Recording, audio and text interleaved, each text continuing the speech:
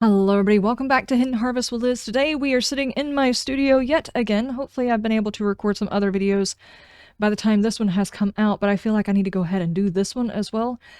The weather has been kind of awkward to go outside and get some recording done, and since my recording failed the last time, a lot of the things that I covered in that video, I'm having to cover in small bits in order to still get the information out. Today we're going to be talking about potatoes. And it is the 18th of February. Typically, depending on what type of where you're living in the US, February is potato time. And I have been chitting, Chitting, I think, potatoes for like 2 weeks or so. I have got myself some Wood Prairie Farms potatoes. Now, I only got a small bag of the organic ones because I'm trying to do a trial on flavor and everything else like that, and these are a little bit on the expensive side, I will admit. So, I did order me some. We're going to try these guys out and see how they go. And then, of course, I went to my local place and got me some regular seed starts.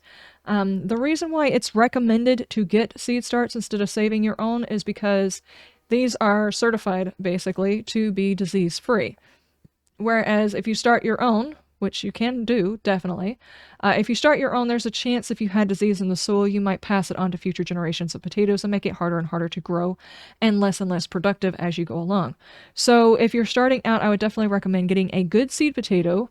And if you want to carry yours over, you need to properly store yours, which I don't have a way of storing mine because we don't really have root cellars where I'm at.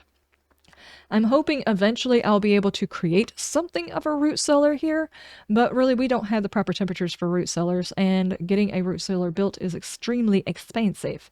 So I'll probably just be keeping going and getting seed potatoes. This bag right here was like $8. This bag right here was like $8. This is a pound. This is 5 pounds. So it was not that bad overall to get all of these potatoes, but trial on these, and I know these turn out pretty good. So we're going to go ahead and look at how you're supposed to start your potatoes. I've just got a hole in the back of my bag here so I could keep an eye on them. And this one right here actually has a spot in the back so you can see through it, so I don't have to pop a hole in this one. Hi, kitty. What you doing? These are potatoes. I don't think you want a potato. Why are you sniffing me? They're potatoes. She has a thing for beef jerky. It's not very healthy for her, but she has issues, and she thinks because she hears a bag, it's beef jerky.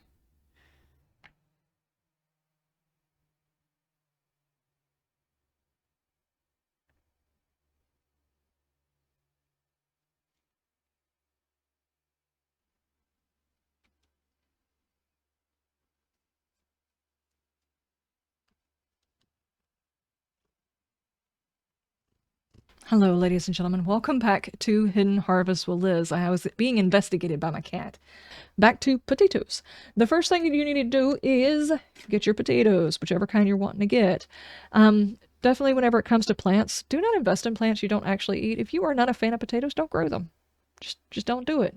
And the reason I say that is because this is probably going to be the second year I'm growing sweet potatoes, because we can grow them here, but I'm not necessarily a fan of a sweet potato, at least not this year's sweet potatoes. If I grow them this year and I'm not a huge fan, I probably won't grow them again. So if you don't actually like potatoes, don't grow them. That's kind of a duh thing, but sometimes it does take a gardener telling another gardener it's okay not to grow it just because you can. If you don't actually like eating it, don't grow it. This year, I have ordered ahead of time. These I just got not... So what it is basically these sprouts. If you've ever bought a bag of potatoes and they started doing this, you've basically chitted a potato before. This is basically when the plant is starting to grow. This is where the plant is going to grow from. You have to do this in order to plant them. Well, you don't have to. Technically, you don't have to do this. It's just better if you do, because if you put them in the ground and for some reason or another the potato doesn't do this, there's a chance that you took up a spot where that potato is, expecting a plant that will not grow. It will just rot in ground. This right here will tell you whether or not a potato is more likely viable to put in your ground. If I open up this bag, as long as these guys have been sitting here and it's not chitting at all, I'm probably not going to plant that potato. It's just going to take up a room in the bed, and it's probably not going to be viable. Now, another thing, you can also cut your potatoes to try and make more potatoes. As it stands right now, I think I've probably got enough to put in the entire bed, but I will likely cut some that are way too big. I have got no scissors in here. That's what I've got. I have got a lot of potatoes in here. I'm just gonna say that. I've got a lot of potatoes in there. If there happens to be ones that are bigger than the size of an egg, I will cut the potato between two different spots that are sprouting and allow the cut side to dry and seal, basically, before I put them in the ground, which is actually what I'm going to be doing this evening time. So now is the season to go ahead and start thinking about this. If you are in a colder zone, you could probably wait until the end of February. I will probably wait till the end of February just because I happen to know for a fact that if it's not past Easter, there's a chance for a freeze. Anyway, ladies and gentlemen, that is basically all you need to know about seed potatoes to start with, is to get your bag and just let them sit in the dark and wait for it. And then after it gets time to start planting them in, which there are some places in the south or there are like zones 8 and above are probably already considering putting these guys in the dirt. I would probably already be putting these in the dirt, except I saw a freeze coming up and a ton of rain. Whenever you go to put these guys in the ground, make sure it's a semi-dry ground that you're putting them into, because they will need to sprout, and if the ground is too moist, they will rot in ground instead of sprout. So those are my pointers, and hopefully, by the time I go to put these guys in the ground, I'll have the audio fixed on my camera, and then I can show that, us planting them actually outside. Hello everybody, welcome back to Hidden Harvest with Liz. Today we're going to be planting out some potatoes. Today is February 21st, and it is officially potato season. I have been watching the scheduling for the weather and everything else like that, and we should have a full week and a half of dry weather, which is the perfect time to plant out these potatoes, because until they start sprouting, they really don't need a whole lot of water. And right now, the bed is already, well, basically saturated from the last storm that we had. But this is about the best window I'm going to get for planting out those potatoes, so let's do it. All right, here are all of my potatoes. They have already chitted, they have already sprouted all of their stuff, and I have cut all of the ones that were way too big. It's about, I don't know, an egg size to a half egg size on the size of potato that you might need in order to sprout out a plant.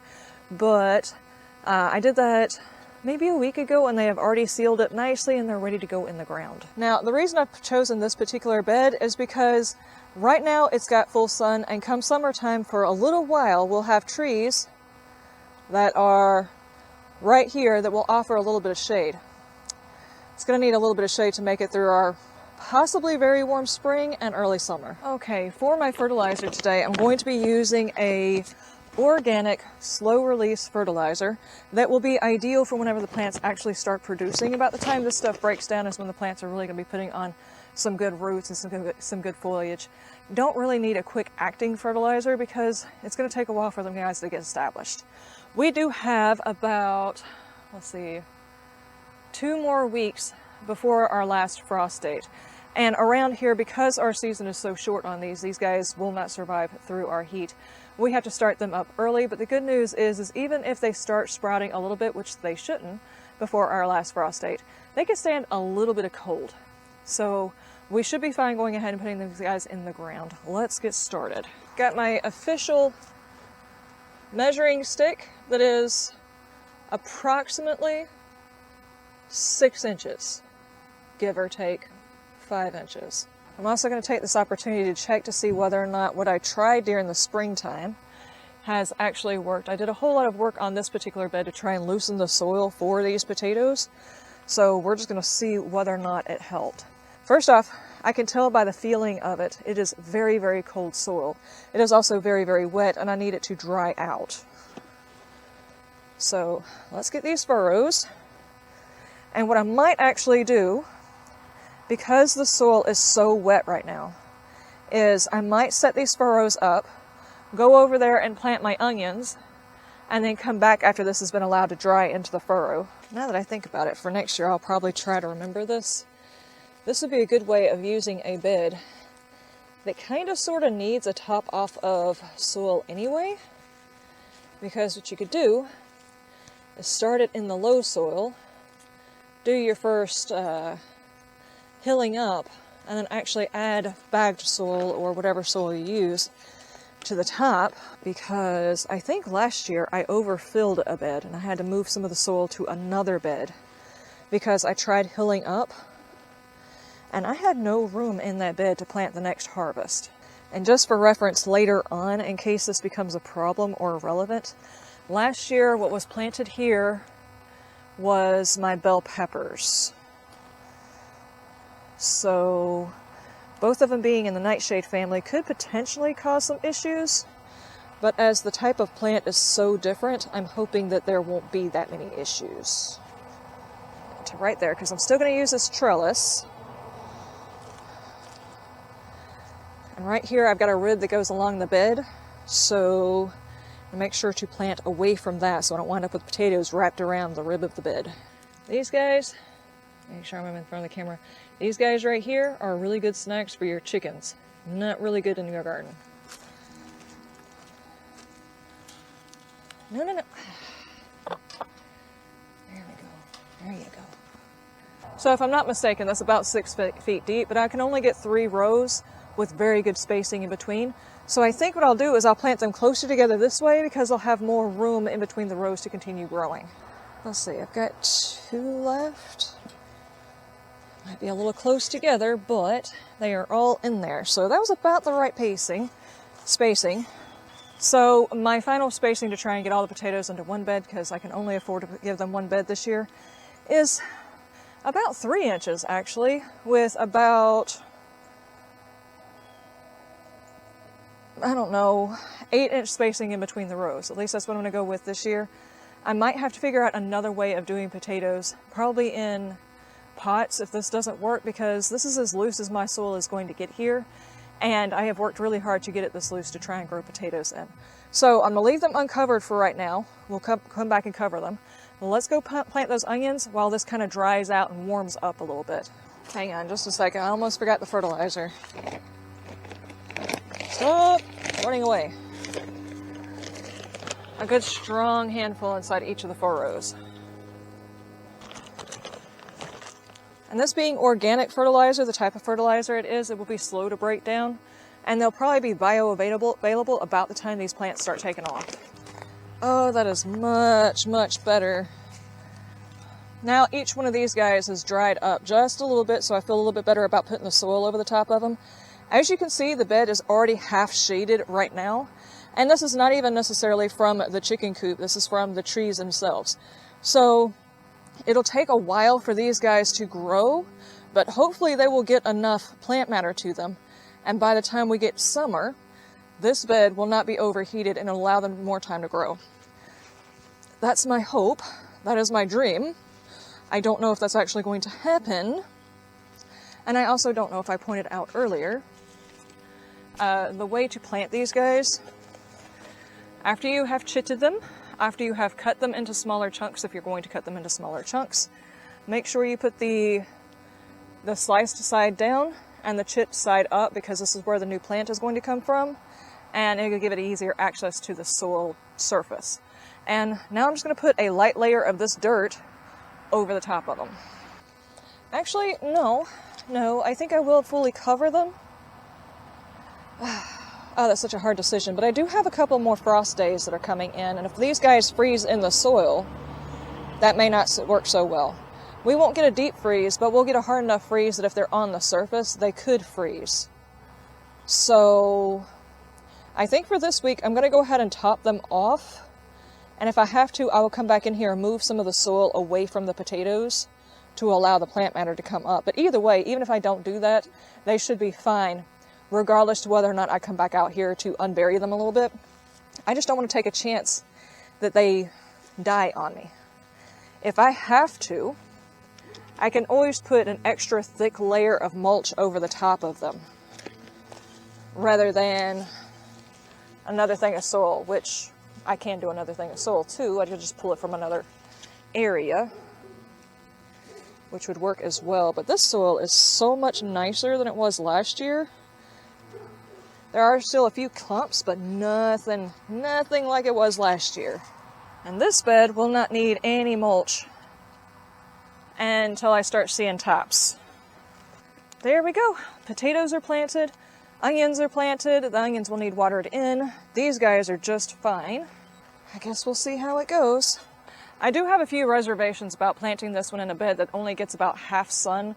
If we do have a big hard freeze later on in the year that we're not expecting, there's a chance the potatoes on one side of the bed might have an issue trying to warm back up, in which case I will likely just come over here and put a frost fabric over the top of them. I haven't used it at all for this season, even though some of my plants probably could have used it. These are my first couple of years actually planting in the winter time, so I have to see the types of plants that I get, the area that I'm planting in, to see how the plants are going to react without cover before I start babying them. Because you never know, you might find out that the plant can actually do just fine without any maintenance whatsoever and you're doing all the work for nothing. Of course, you could put the plants in the ground, do nothing, and get no harvest. So it's a toss-up, I guess. So, ladies and gentlemen, that is it for the day. I will see you guys in the next one.